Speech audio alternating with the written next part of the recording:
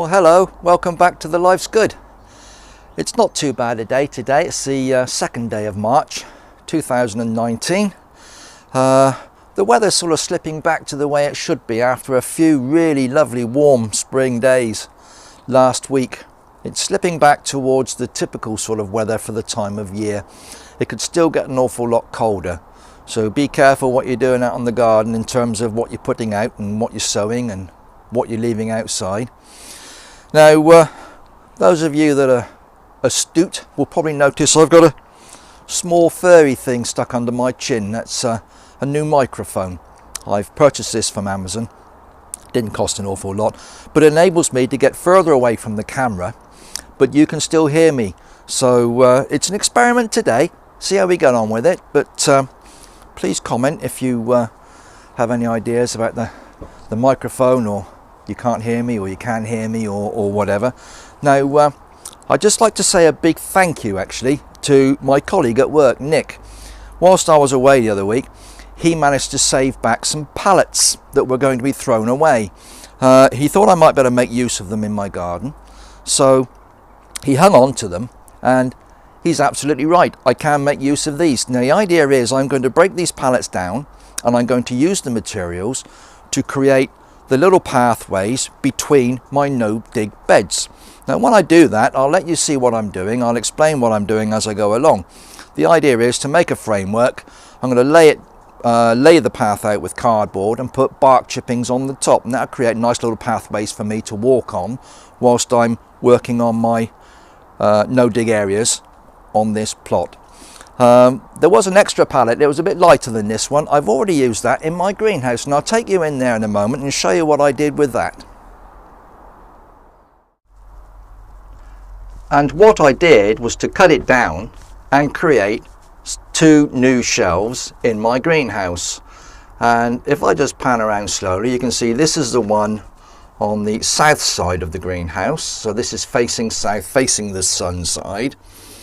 This is the side where I've got all my seed trays all germinating nicely, as you've seen in my previous videos. Now I just cut the pallet down, and I had to put a couple of little sort of strips.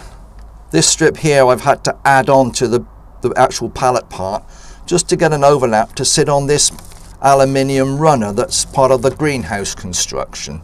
So I did that side, and also the same on this side. And as you can see, it's resting on this little metal arm or bracket that's part of the wall, the framework of the greenhouse. And yeah, it's created a nice little shelf. Now I was a bit concerned that it might bow under weight, so I don't want this bowing right down and pulling off the end. So I'll keep an eye on it, but I won't be putting anything too heavy on there. The idea is, if we look down here, I've got a tray here.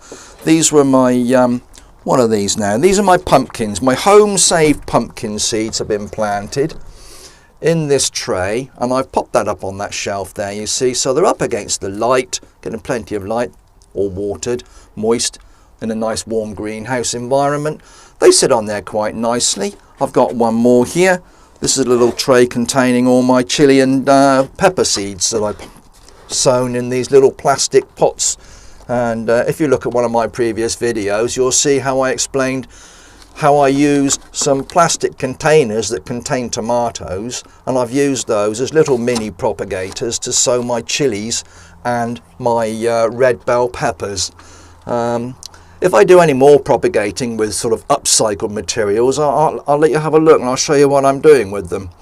It's all materials for free, so it's all good news as far as I'm concerned. So I did that shelf on that side, as I've shown you, and if we come round to this side, you can see there is a second one on this side with all manner of things on. This one's a bit deeper. If I remove my my King Edward potatoes there, you can see this has got 3 slats as opposed to the one behind me, which has got 2. This is on the north side of the greenhouse. It doesn't get so much direct sunlight on this side, but it gets plenty of light in the greenhouse. I don't have an issue with light at all.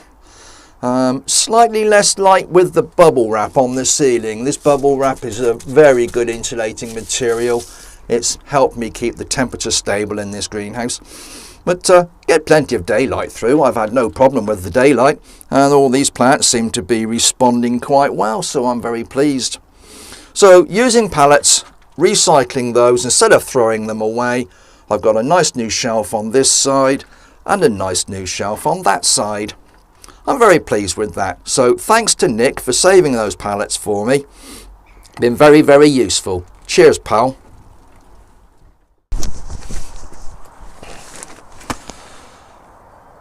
Right, well, I've also been asked what composts I'm using for my seeds and potting on and all that sort of thing. I purchased from a local garden centre. They've had some special offers on this season. For all the seeds in the trays in the greenhouse that I've been showing you, I've used this Growshaw seed and cutting compost. It's about £5 a bag from my local centre. They have an offer on it. It's £5.99 for one bag, £5 each if you buy two, so two for £10. So that's what I use for all my seeds and cuttings and so on. Now I do keep this in this pot. I've got a little green dustbin. I empty the bags into here. I can use a scoop to scoop it out with, and I put it in on my my little framework I made inside the greenhouse, which contains, it's got an area where I put the soil in, and then I can transfer it into my trays and my pots quite easily. So I transfer it into there, use it in there, and I just come back and replenish. So that keeps it nice and fresh and away from the elements, rather than having these bags sitting all around the floor. Now the other item I wanted to show you was this. This is my multi-purpose compost. It's about the same price. I think this was the one I said was it's actually cheaper than this, because I remember now this was £12 for 3 bags, and it's Westland's multi-purpose compost. It's a 60 litre bag. You got 20% extra free, so you got 60 litres for the price of 50. That's absolutely brilliant as far as I was concerned. Ideal for what I needed. Now I used this when I was putting my potatoes in the other day. I was showing you how I was planting my first earlies in tubs, and I used this Westland multi-purpose compost for that. I'll be using it for all my little flower tubs and other containers around the garden. I use it in my hanging baskets and all manner of other things. I will also probably be using this to replenish my no dig plots at the end of the season, something similar to this at least. Whether it's this one or another one, I really don't know. It's whatever is a good value item at the time. So that's my composts. If you've got any questions about these or any others, please do give me a shout. Comment below, and while you're on there, please don't forget to like and subscribe, particularly subscribe to my channel. That way every time I'm doing something on here and I put a video on, you will be notified and you will not miss out. So please do that.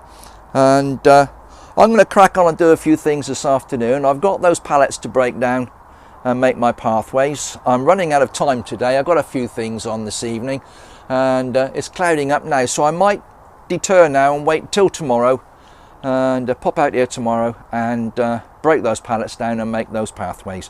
If I do, as I said, I'll record what I'm doing and show you what's occurring there and how I go about making those paths.